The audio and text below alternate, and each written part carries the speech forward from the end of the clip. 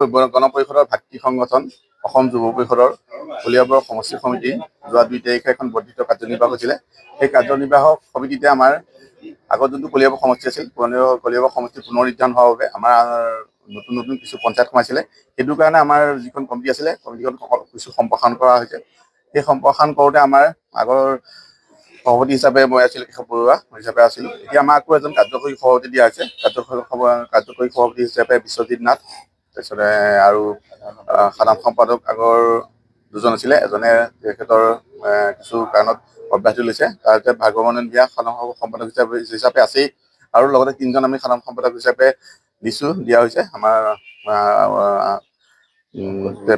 তেখেতৰ 1 নম্বৰ হৈছে শ্ৰী পংকজমণি আমবাগানৰ, আৰু 2 নম্বৰ হৈছে আমাৰ শ্ৰী সূৰ্য বাহাদুৰ জখনান আঞ্চলিক, আৰু 3 নম্বৰ হৈছে আমাৰ সোমনাথ তাঁতী চালনা আঞ্চলিকৰ।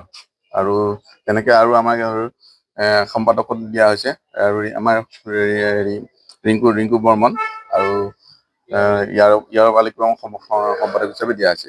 মুঠতে কেইজনক অন্তৰ্ভুক্ত কৰিছে? আমাৰ টোটেল আমাৰ সাল সলনি কৰি আৰু টোটেল 10জন। সকলোকে আপোনালোকক নমস্কাৰ জনাইছোঁ আৰু মোৰ ফালৰ পৰা আন্তৰিক অভিনন্দন জনাইছোঁ। যোৱা 2 তাৰিখে যি বৰ্ধিত কাৰ্যনিৰ্বাহ হৈছিলে, সেই কাৰ্যনিৰ্বাহকত মোক সভাই কাৰ্যকৰী সভাপতিৰ দায়িত্ব দিছে কলিয়াবৰ সমষ্টি সমিতিৰ যুৱ পৰিষদৰ। গতিকে আগন্তুক দিনত মই মোৰ দায়িত্ব সকলোকে লগত লৈ মই কাম কৰি যাম বুলি দৃঢ় প্ৰতিজ্ঞাবদ্ধ। মোৰ নাম শ্ৰী বিশ্বজিৎ নাথ। নমস্কাৰ, মোৰ নাম শ্ৰী পংকজ বণিক। আজি যোৱা 2 তাৰিখে আমাৰ ইয়াত বৰ্ধিত কাৰ্যনিৰ্বাহ এটা সভা হৈছিলে।